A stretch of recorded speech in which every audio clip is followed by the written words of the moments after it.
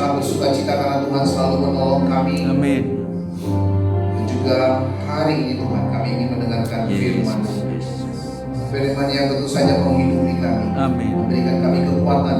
Ya Memberikan Tuhan. kami banyak pengertian. Firman yang melindungi kami di dalam perjalanan hidup. Haleluya. Haleluya. Kami mohon kiranya Tuhan memberkati setiap kami yang mendengarkan. Berkatilah ya. Sehingga kami bertumbuh di dalam kebenaran firman-Mu. Amin. Ya. Dan kami diberikan kekuatan untuk melakukan firman Tuhan. Haleluya. Dan berkati juga hamba yang akan memberitakannya. Berkatilah Yang tidak layak ini Tuhan layakkan. Tuhan berikan belas kasihan agar firman-Mu ini betul-betul disampaikan dan suara-Mu lah yang berbicara. Amin. Ya Tuhan. Terima kasih Bapak. Dengarkan doa kami Tuhan. Dalam nama Tuhan kami Yesus Kristus kami berdoa dan ucap syukur. Amin. Amin.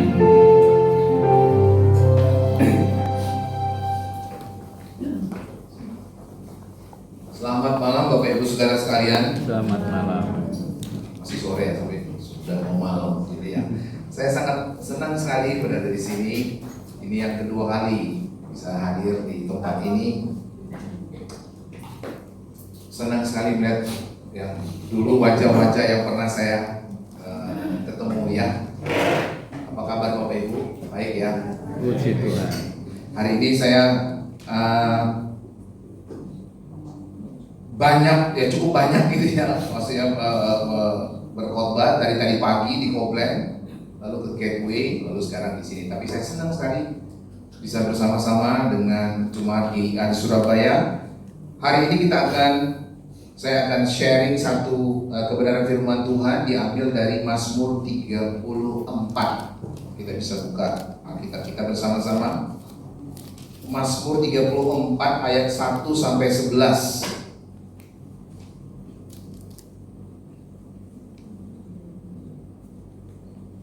Kalau sudah dapat, saya akan ajak kita bersama-sama untuk membaca. Saya akan membaca ayat yang menjorok ke kiri, dan Bapak Ibu akan membaca ayat yang menjorok ke kanan. Ya, demikian firman Tuhan dalam perlindungan Tuhan. Dari Daud pada waktu ia pura-pura tidak waras, pikirannya di depan Abimelek sehingga ia diusir lalu pergi.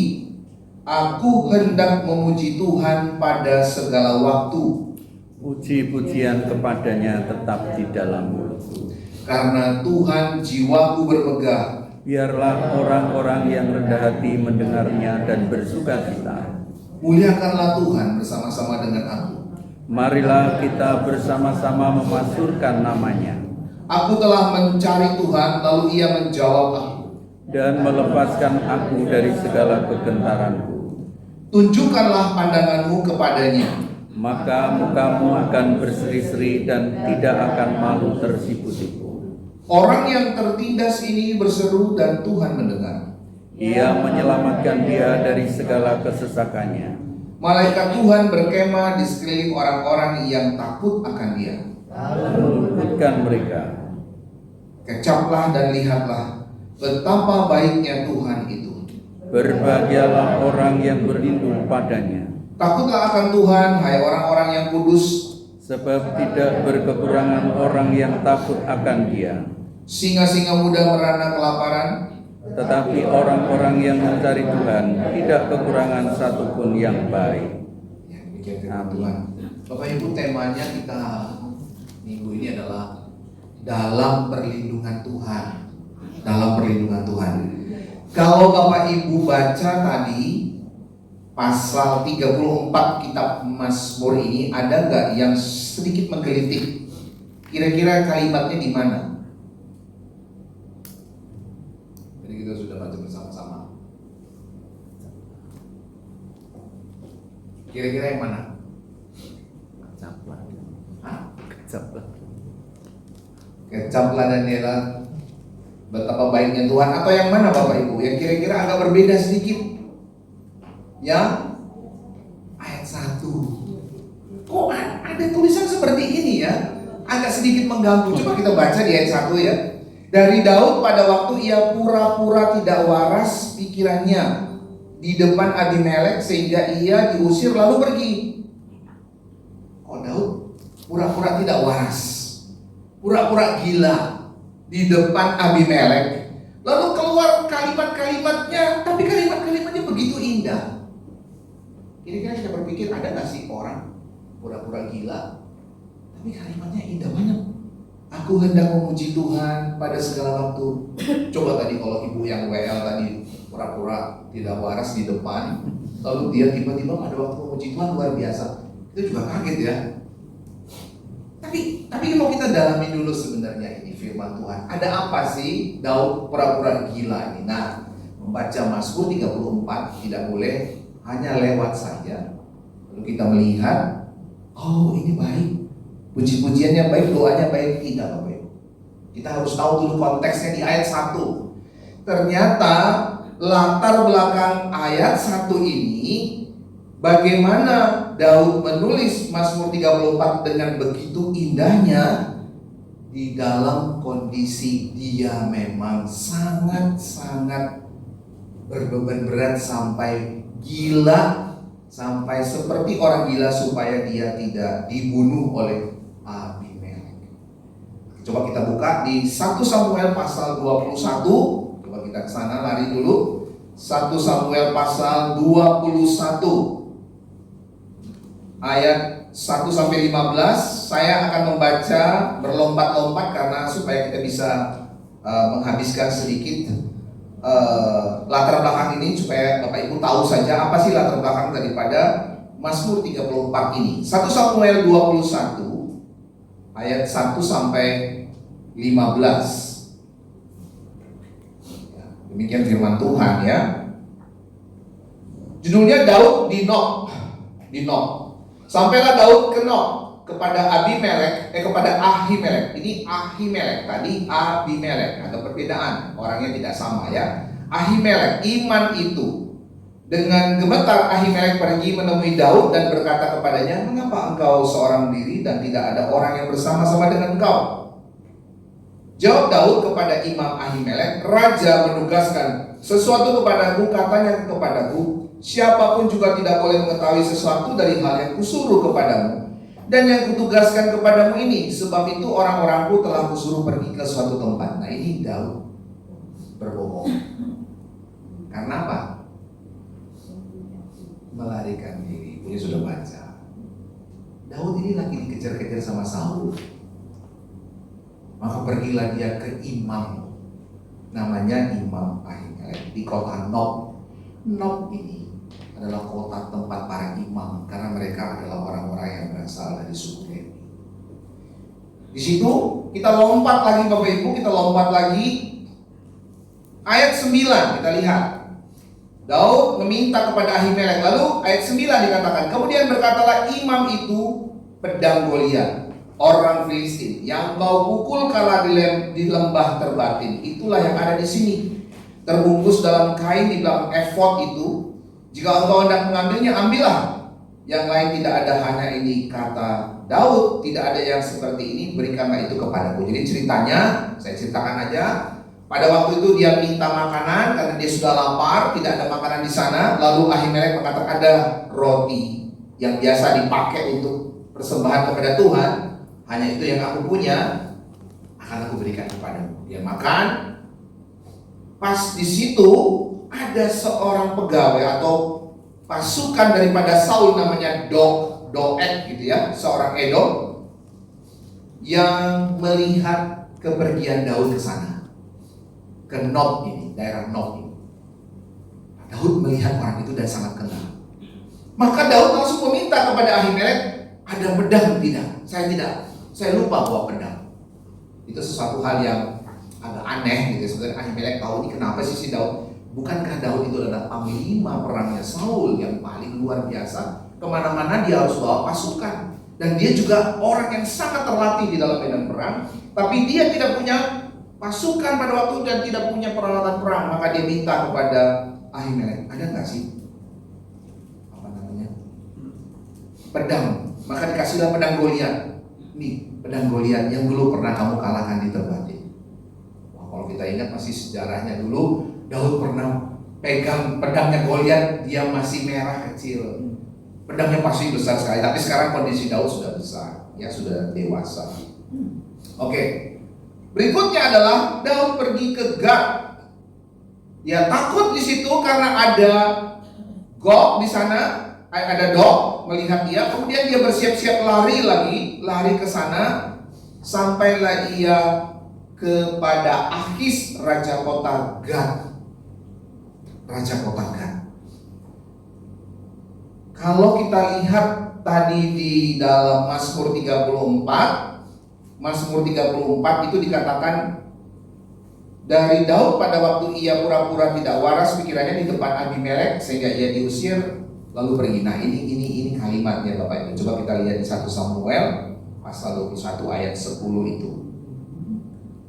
Kemudian dibersiaplah Daud dan larilah ia pada hari itu juga dari Saul sampai kepada Akis, raja kota Gad. Pegawai-pegawai Akis berkata kepadanya, Tuhan, bukankah ini Daud raja negeri itu? Bukankah tentang dia orang menyanyi-nyanyi, berbalas-balasan sambil menari-nari demikian? Saul mengalahkan beribu-ribu musuh, tapi Daud berlaksa-laksa. Lalu Daud memperhatikan perkataan itu dan ia menjadi takut sekali kepada Akis, raja kota Gad itu. Sebab itu ia berlaku seperti orang yang sakit ingatan di depan mata mereka dan berpura-pura gila di dekat mereka. Ia menggores-goreskan pintu gerbang dan membiarkan ludahnya meleleh ke janggutnya. Lalu berkatalah Akis kepada para pegawainya, tidakkah kamu lihat bahwa orang itu gila? Mengapa kamu membawa dia kepadaku? Kekurangan orang gilakah aku, maka kamu bawa orang ini kepadaku supaya ia menunjukkan gilanya dekat aku? Patutkah orang yang demikian masuk ke rumahku? Jadi singkat katanya, Daud dilepaskan, dikeluarkan daripada kota Gad itu karena dianggap oleh Raja Akis dia gila.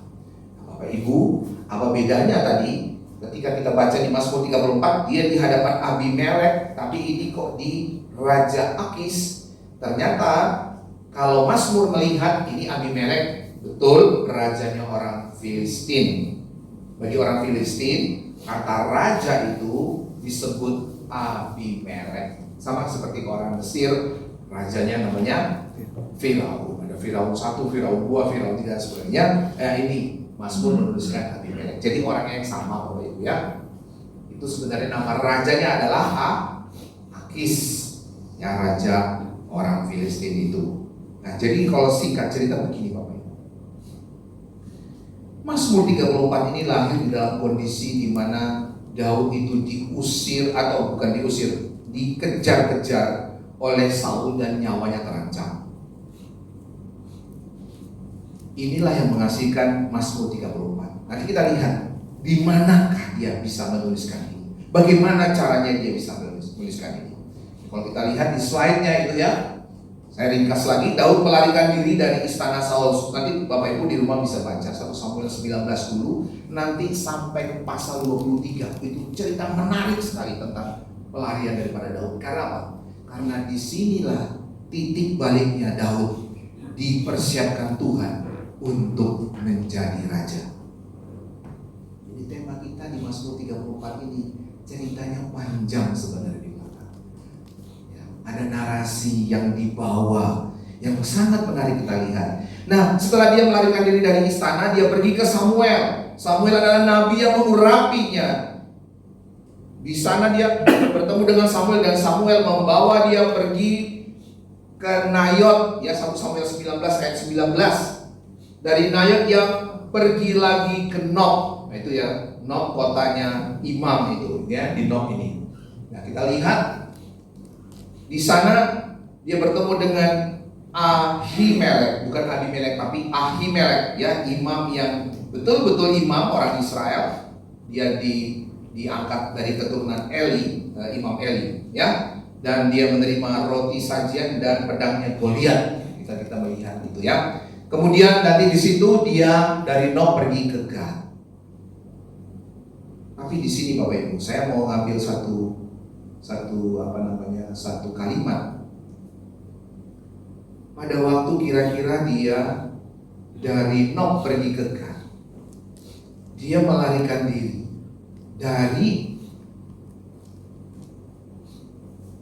dari hadapannya seorang imam yang sangat mengerti bahwa ini kan Daud yang sudah diurapi Tuhan menjadi raja.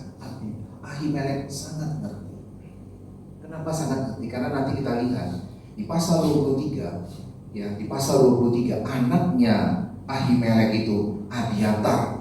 Dialah yang menjadi orang yang satu-satunya dilepaskan dari kota itu pada waktu kota itu di bumi hanguskan oleh Saul, dan dia melarikan diri ke Daud, dan dia membawa baju efod. Baju efod itu bajunya imam, dan dia memberkati Daud di sana. Inilah titik baliknya Daud. Jadi sangat ngerti Ahimelek, aduh ini raja. Kalau kita perhatikan ada seorang raja yang sudah diurapi Tuhan tapi masih mengalami kehidupan seperti ini. Sampai dia berhadapan dengan Raja Filistin. Raja Filistin, bayangkan Bapak Ibu, yang dulunya orang Filistin dia kalahkan. Pernah gak berpikir kepada satu cerita ini Daud ini kok lari ke Filistin? Maka dia sudah gila. Kalau lari ke Filistin, bukan ke orang Filistin sangat mengenal Daud, karena Daud baru mengalahkan orang Filistin, baru membunuh Goliat, pendekarnya orang Filistin itu. Kalau Bapak Ibu membuat sebuah cerita, kira-kira tokoh namanya Daud ini kalau sudah sampai mengambil keputusan, bos aku lari ke Filistin, itu berarti apa? Daud dalam kondisi apa?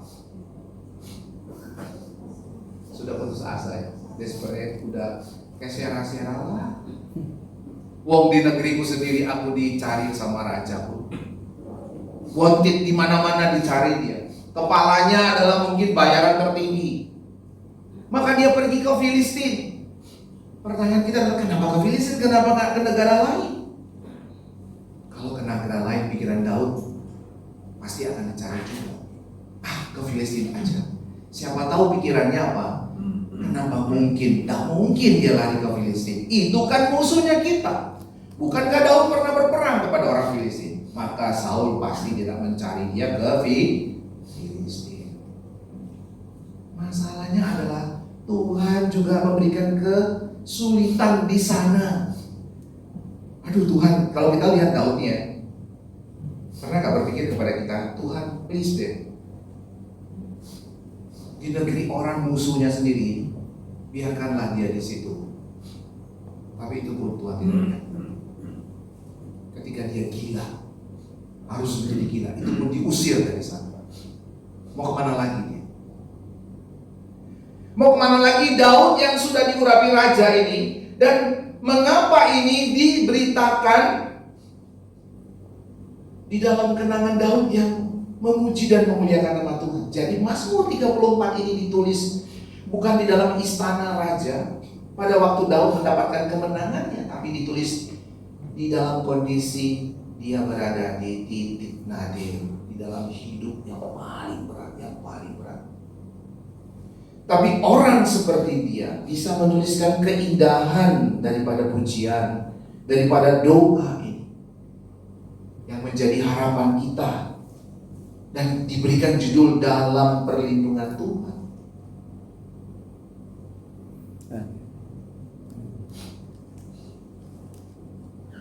Inilah yang membuat kita sangat mengagumi Daud, Bapak Ibu. Saya mau mengatakan begini, masih adakah di antara kita yang mengatakan, kenapa Tuhan berpilih kasih kepada Daud, lebih menyayangi Daud daripada Saul? Bukankah Saul juga baik? Pada waktu Tuhan menyuruh dia, jangan habisin semua bangsa yang yang berperang dengan dia, sak hewan ternaknya, perempuan dan laki-laki semua dihabisin. Dia mengatakan begini sama Tuhan, dia tawar, kalau yang sudah tua buat apa dihabisin? Kalau yang wanita juga buat apa? Kalau hewan ternaknya buat apa? Kan bisa dipersembahkan untuk Tuhan, seolah-olah baik banget. Kalau Daud nggak seperti itu, habisin. Tapi kita lihat satu cerita, Daud berzina dengan Bathsheba dan membunuh Uria suaminya dengan pembunuhan berencana. Kenapa Tuhan menyayangi Daud? Kalau membaca Alkitab, kita selalu harus cari tahu sampai sedalam-dalam ada apa sebenarnya. Saudara mau tahu kejahatan Saul yang paling luar biasa? Dia tidak pernah mau melakukan apa yang Tuhan berikan, katakan. Dan termasuk yang ini, dia mencari Daud sampai harus dapat dan dia bunuh. Sampailah nanti Saul, Bapak Ibu, sampailah nanti Saul ke Nob, tempatnya Ahimelek. Dia bilang, katanya si Daud ada di sini. Karena tadi saya katakan ada Dog di sana. Dia mengatakan dia melihat Daud. Lalu apa yang dilakukan Saul, Bapak Ibu? Dia bunuh semua imam yang ada di Nob, termasuk Ahimelek. Bukankah itu imam adalah pilihan Tuhan? Bukankah itu para hamba Tuhan? Tapi dia bunuh semua orang yang ada di situ. Nah, anaknya Abimelek, namanya Abiatar, itu melarikan diri. Dialah nanti yang bergabung dengan Daud. Kita lihat ceritanya menarik sekali. Ya, menarik sekali Bapak Ibu. Oke, kemana lagi Daud setelah pergi dari sana?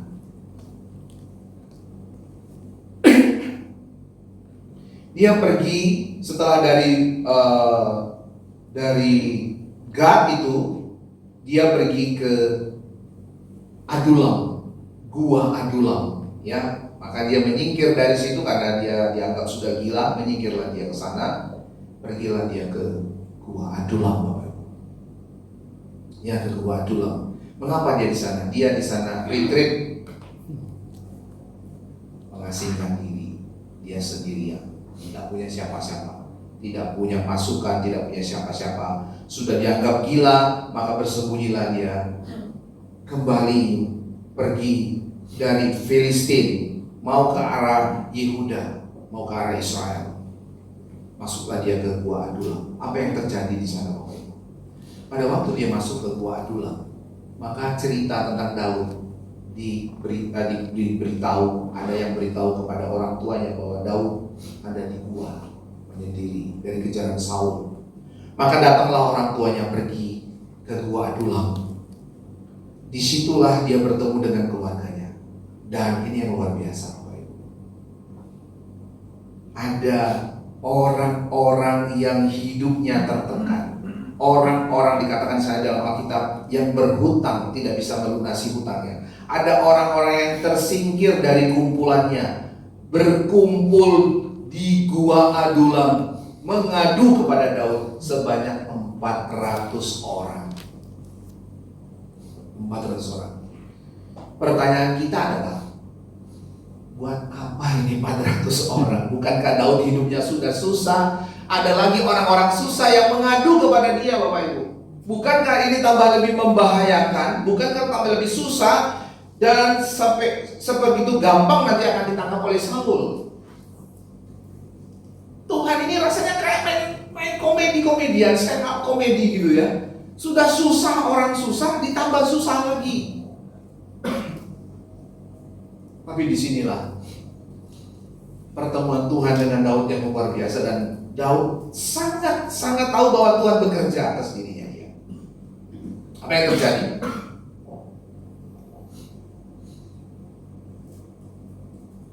Tuhan mengenalkan sebuah nabi datang kepada dia dan mengatakan kepada dia, pergilah ke Yehuda. Dari gua itu, pergilah ke Yehuda. Ngapain aku pergi ke Yehuda? Cari mati, mau bertemu sama Saul. Ya, bertemu dengan Saul.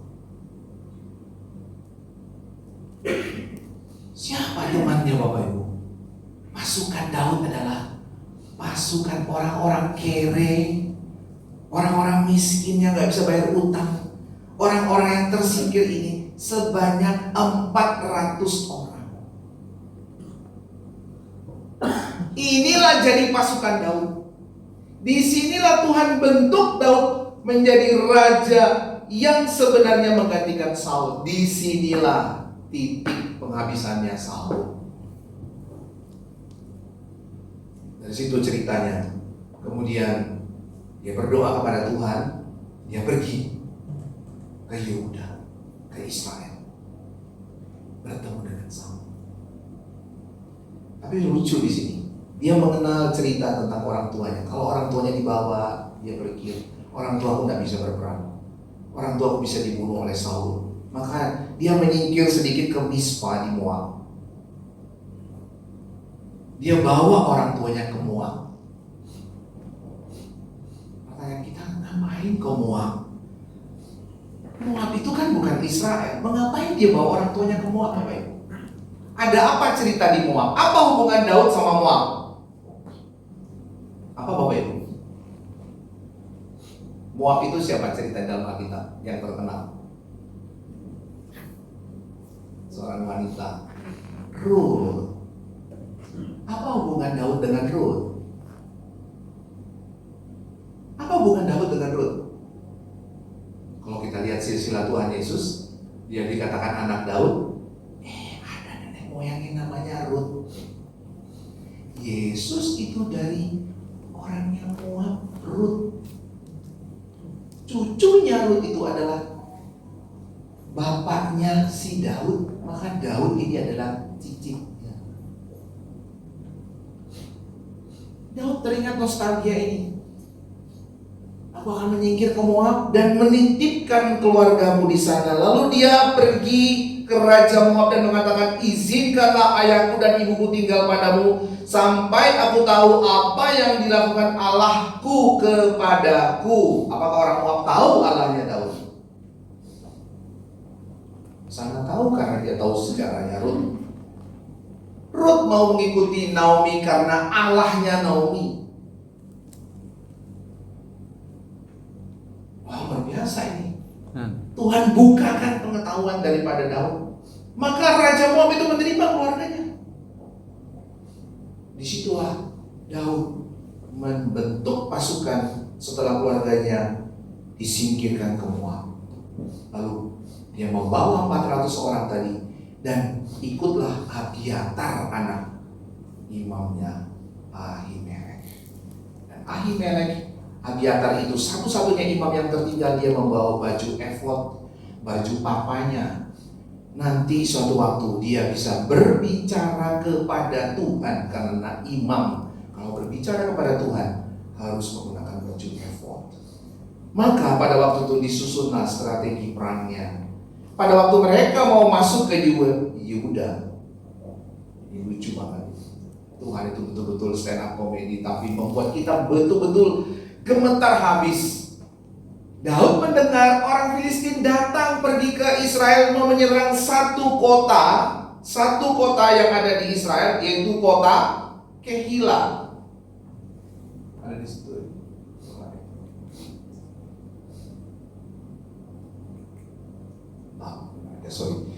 Satu kota yang namanya Kehila. Pada waktu itu orang Filistin ingin merebut kota itu. Nah, disinilah peran daripada imam Allah Abiatar. Daud berdoa bersama imam.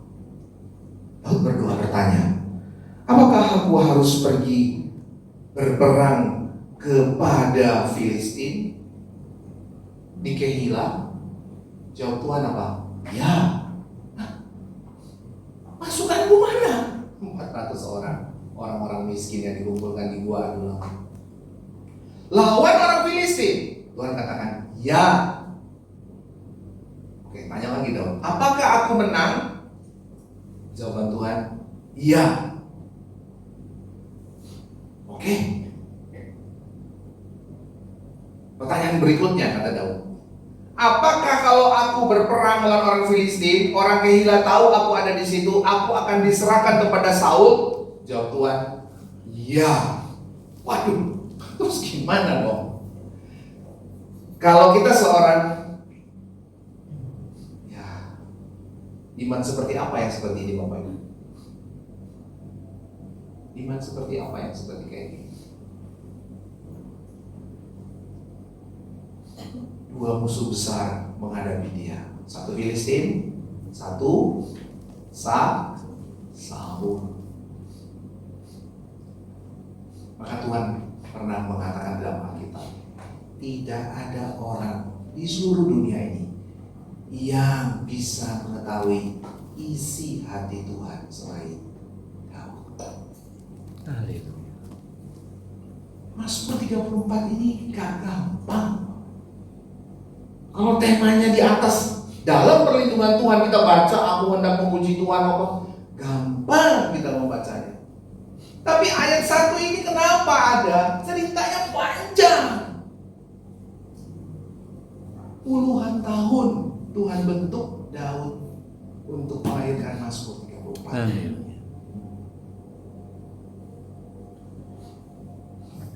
Daud melakukan satu persatu apa yang Tuhan minta.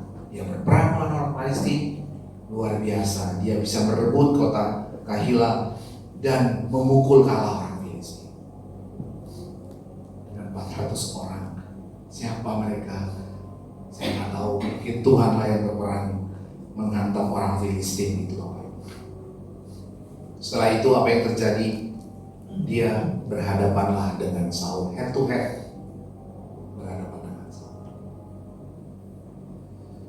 Nah, disitulah titik jatuhnya Saul dan titik naiknya Daud. Pertemuan itu membawa banyak perjumpaan. Kalau Bapak Ibu baca 1 Samuel 22, 23, Jonathan datang mengejar Daud lalu berpelukan, bla bla bla bla, sampai nanti di salah satu perlindungan di lembah apa, lalu Saul tertidur dan waktunya Daud bisa membunuh dia di depan matanya sendiri. Tapi Daud tidak melakukan itu. Dia hanya memotong ujung jubah bajunya. Kenapa Daud tidak membunuh Saul yang mengejar-ngejar dia sepanjang hidupnya? Kalimatnya betul-betul manis banget keluar dari Daud. Dia mengatakan, aku tidak menumpahkan darah. Raja yang diurapi itu Tuhan.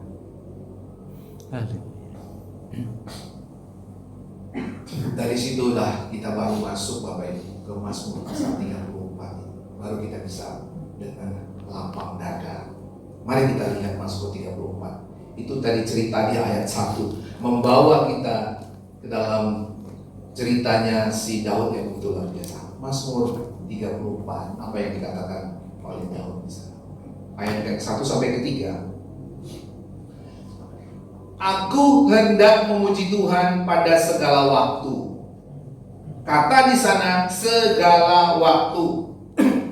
Kenapa tidak dikatakan aku hendak memuji Tuhan karena Dia sudah meloloskan hidupku dari maut dan segala macam dan segala macam dan segala macam? Tidak, Bapak Ibu. Segala waktu, segala kapan? Di dalam seluruh panjang hidupnya Dia mendapatkan penderitaan yang begitu dalam pun aku memuji Tuhan. Di dalam gua Adulam dia memuji Tuhan. Di dalam pada waktu kehidupannya dia berpura-pura menjadi gila, dia memuji Tuhan. Karena itu jalan keluar yang Tuhan berikan kepada dia. Seorang raja yang diurapi oleh Tuhan mengalami kehidupan yang seperti itu. Siapa kita, Bapak Ibu? Kalau kita tidak bisa mengatakan demikian, aku memuji Tuhan di dalam sepanjang hidup kita. Hidup apa? Hidup pada waktu kita mendapatkan kenikmatan, hidup pada waktu kita juga mendapatkan penderitaan. Itulah iman. Bergantung total kepada Tuhan. Di situ juga dikatakan di ayat ketiga, jiwaku bermegah di dalam Tuhan. Apa yang bermegah? Apakah pada waktu Daud mendapatkan tahta mahkotanya dia kalimat ini diucapkan? Tidak. Kalimat ini diucapkan di dalam penderitaannya dia, mungkin di gua Adulam, atau mungkin di dalam pada waktu dia gila itu, atau di dalam penderitaannya, Bapak ya. Karena Mazmur 34 ini cerita di dalam kisah Daud yang menderita. Kenapa dia bisa bermegah di dalam penderitaannya? Karena identitas dia sebagai anak Tuhan diberikan Tuhan kepada dia. Daud mendapatkan identitas itu bukan ditentukan oleh statusnya dia sebagai raja atau pengganti raja, bukan karena reputasinya, bukan karena keadaannya, tetapi karena Allah sendiri yang memberikan itu kepada dia. Kau adalah hambaku yang setia. Tidak ada satupun manusia di dunia yang mengerti isi hati Tuhan. Itulah identitas yang Tuhan berikan kepada dia. Tidak ada orang bisa keluar menjadi pemenang seperti itu kalau tidak dia mengalami penderitaan hidup seperti Daud.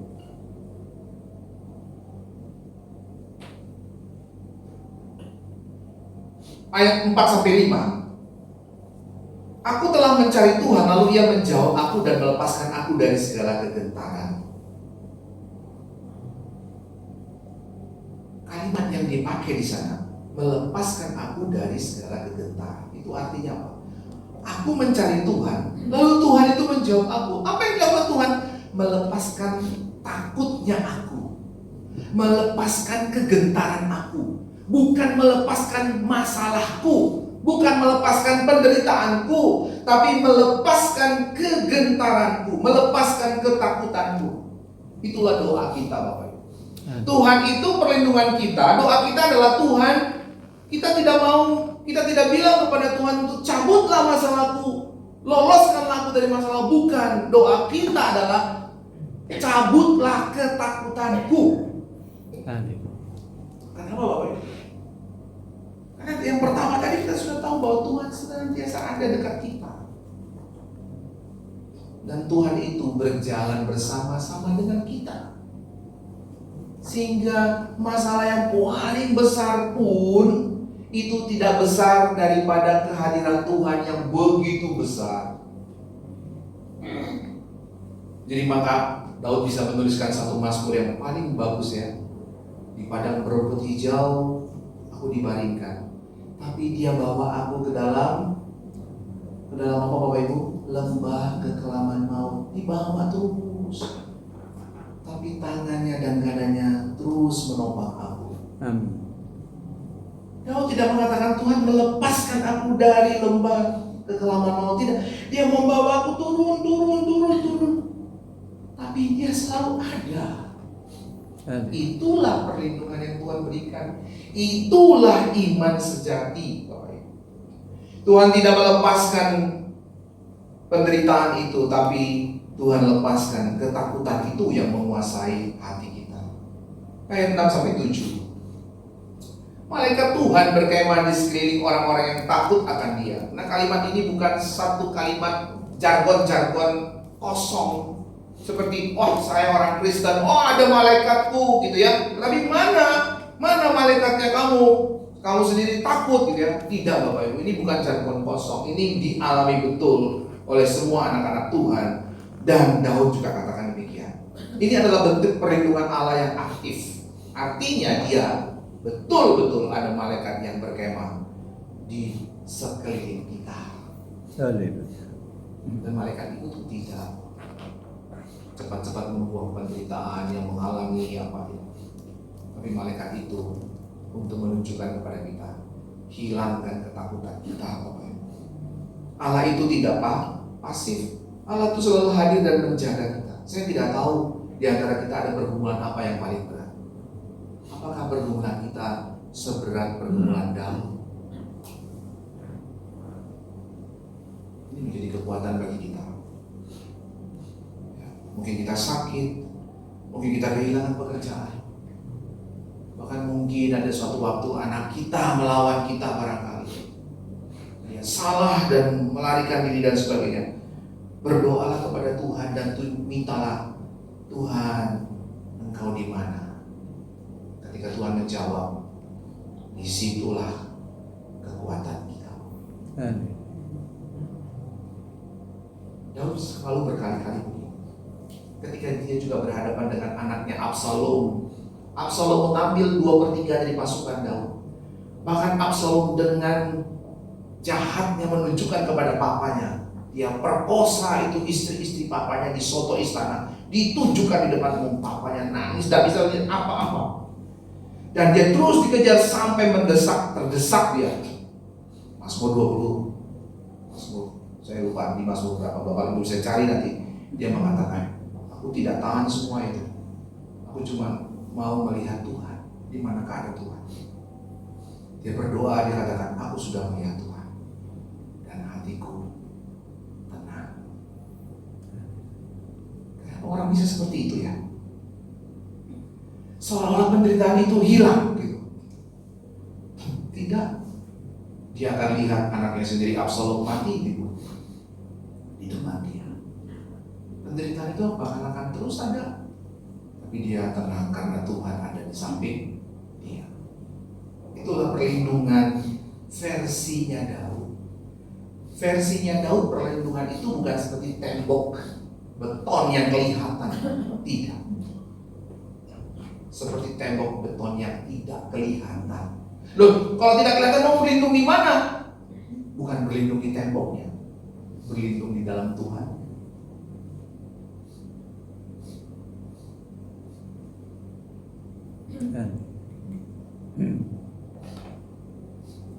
Ayat 8-10. Oh, ini undangan untuk mengalami Tuhan, menikmati Tuhan. Dikatakan di sana, kecaplah dan lihatlah betapa baiknya Tuhan itu.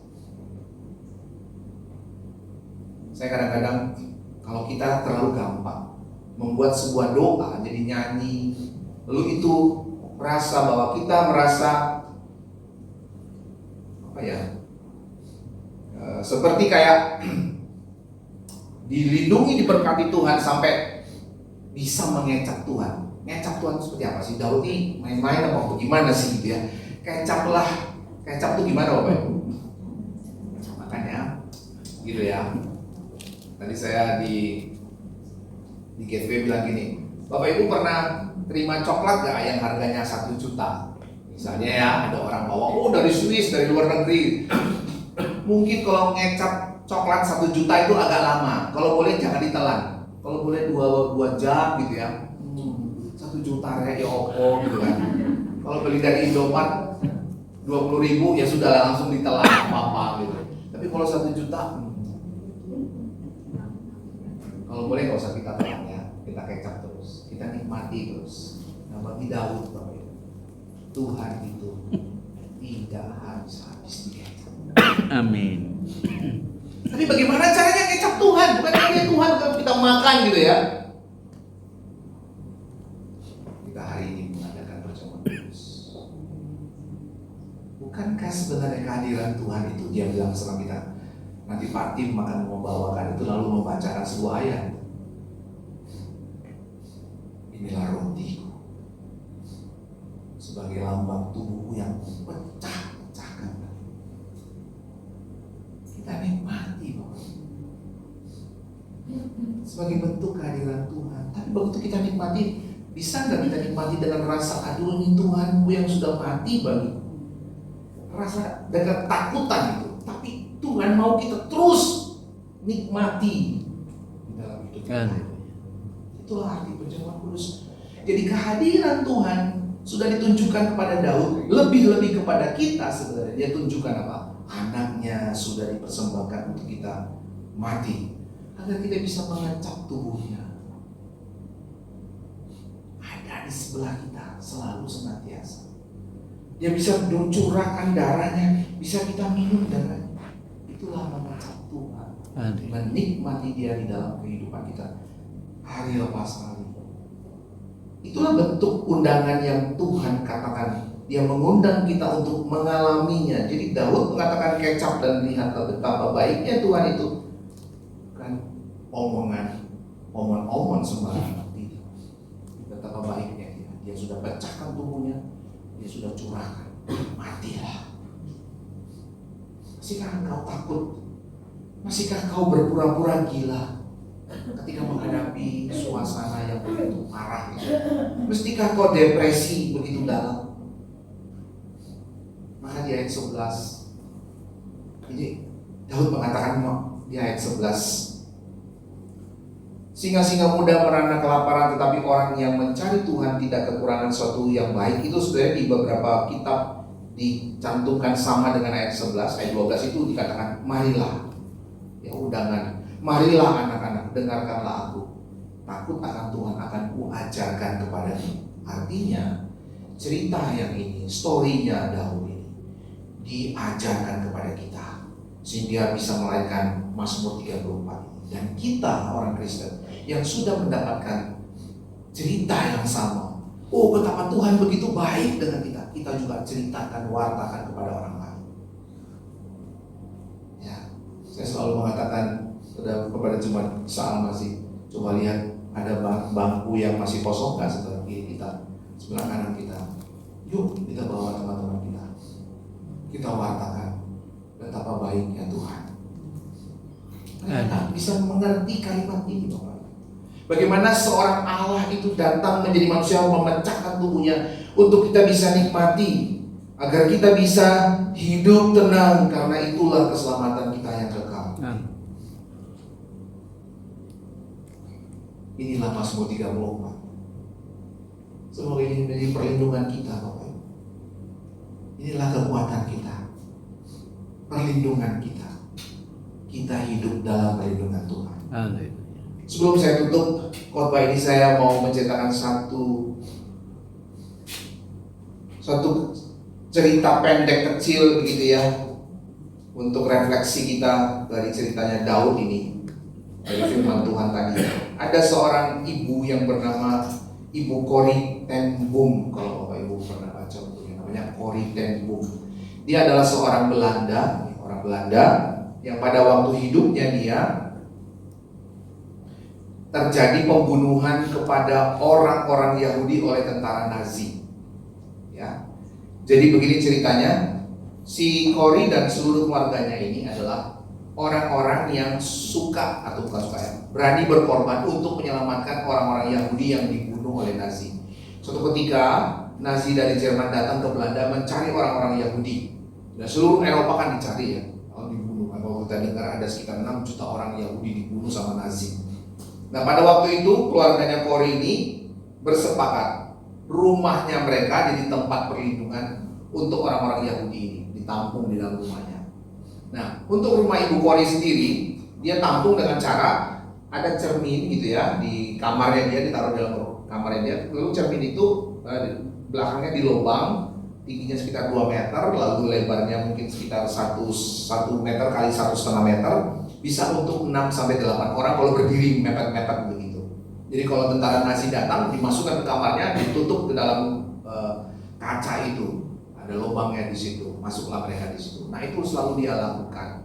Kalau keluarganya yang lain mungkin dengan cara yang berbeda ya, tapi tetap di dalam rumahnya mereka. Sampai suatu ketika, Bapak Ibu, keluarga ini telah menyelamatkan 800 orang Yahudi. Oh, banyak banget kan ya, 800. Sehingga jadi terkenal ini keluarga. Kalau orang tanya, siapa yang dikejar-kejar tentara Nazi? Lari ke rumahnya keluarga Corrie gitu kan. Akhirnya terkenal. Sampai dibocorkanlah ini, keluarga ini yang selalu menyimpan orang Yahudi.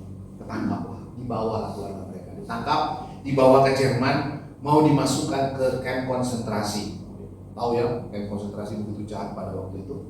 Dimasukkan ke satu ruangan, kasih gas, di pressure gitu sampai mereka mati. Nah, pada waktu sebelum mereka dilakukan pembunuhan itu, dieksekusi mati, mereka diadili. Singkat cerita begini, Nyonya Corrie itu tidak dijatuhi hukuman mati atau tidak dimasukkan ke dalam kamp konsentrasi, dia dibebaskan, tapi keluarganya dihukum mati. Nah, pada tahun 1900 itu kejadian tahun 1944 ya, pada waktu dia ditangkap, dibawa ke Jerman pada waktu itu dan mau dibunuh di sana. Nah, tahun 1947, 3 tahun kemudian setelah dia dikeluarkan dari penjara, dia lagi berjalan di satu kota di München di Jerman. Ada seorang pria datang menyapa dia, lalu mau mengucapkan mau minta salam gitu ya. Halo Ibu Corrie, masih kenal saya enggak? Misalnya. Ibu Corrie itu kenal banget, itu tentara Nazi yang menangkap dia. Ada apa ini? Aku ditangkap lagi dong. Kira-kira kalau kita sebagai orang yang pada waktu itu seperti Ibu Corrie, pasti kita akan latih kan? Pak, jangan sok kenal Pak. Bukan, saya bukan siapa-siapa. Pasti gitu kan ya. Atau pura-pura gila seperti Daud tadi kan ya. Tapi Ibu Corrie enggak. Ibu Corrie lihat, Bapak Ibu, ada satu cerita yang dia tulis di sana. Dia katakan dia melihat wajah Tuhan, wajah Allah bersinar di wajahnya si tentara Nazi. Lalu dia katakan tidak, satu kalimat yang baik ya, tidak ada lubang yang begitu dalam sehingga kasih Tuhan tidak lebih dalam lagi. tidak ada lubang yang begitu dalam sehingga kasih Tuhan tidak lebih dalam daripada lubang itu maksudnya. Artinya apa? Ya ini resiko. Kalau si tentara ini mau bersalaman sama saya, resiko saya akan ditangkap. Tapi satu pikiran dia adalah ini Tuhan yang menyuruh dia datang kepada. Maka tangannya disambut. Benar. Tentara ini bilang, Ibu Kori, saya sudah bertobat. Salaman itulah yang membuat Ibu Kori ini diberikan cerita sama orang Nazi ini di mana dia pernah menangkap orang-orang Yahudi dan di mana orang Yahudi itu perlu untuk disembunyikan. Maka Ibu Kori ini menyelamatkan nyawa orang Yahudi banyak sekali, bukan cuma di Belanda, tapi di seluruh Eropa. Makanya dia terkenal dengan istilah penyelamat Yahudi. Orang Kristen, orang Yahudi harusnya tahu bahwa ini adalah anak Tuhan. Ya, dia bersyukur sekali sama Tuhan ketika bertemu dengan tentara Nazi dalam ulang tahunnya yang ke-91 ya, sebelum dia meninggal. Dia diberkati oleh Tuhan. Banyak orang-orang Yahudi waktu itu berkumpul dan bersyukur kepada Tuhan karena satu orang ini, Ibu Kori. Seperti Daud, seperti Ibu Kori. Mereka mengatakan perlindungan Tuhan itu bukan berarti kita selalu bebas daripada penderitaan. Tetapi iman itulah yang diberikan Tuhan dan dijaganya. Dengan cara apa iman itu diberikan Tuhan dan dijaga Tuhan?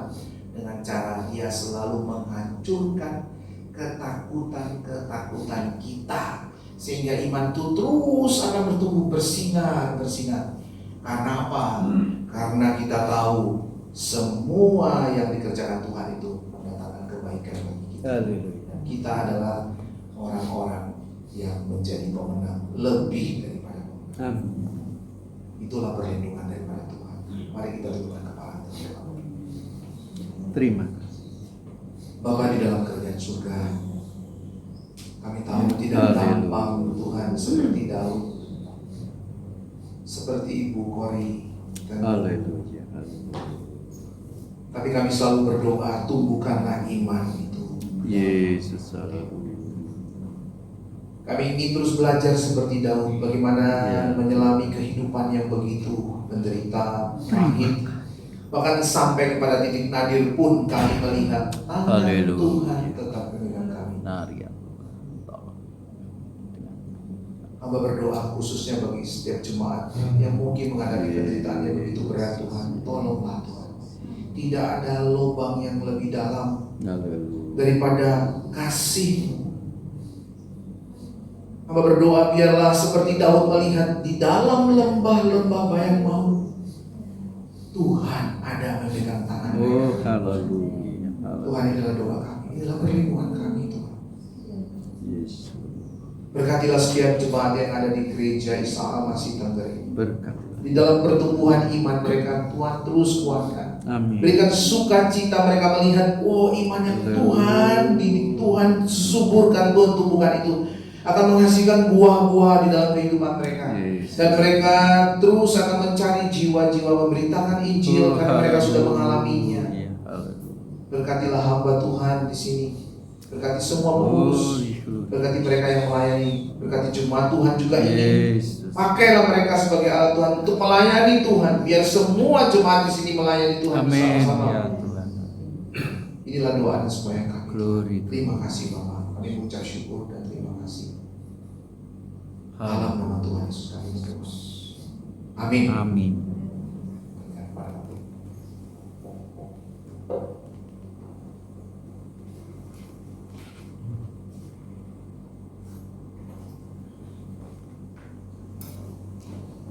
Puji Tuhan, kita sudah mendapatkan berkat dari Tuhan melalui hamba-Nya. Atas nama majelis dan jemaat, kami menyampaikan terima kasih kepada Evangelis Isinger yang sudah melayani kita malam hari ini. Tuhan Yesus memberkati dalam setiap pelayanannya.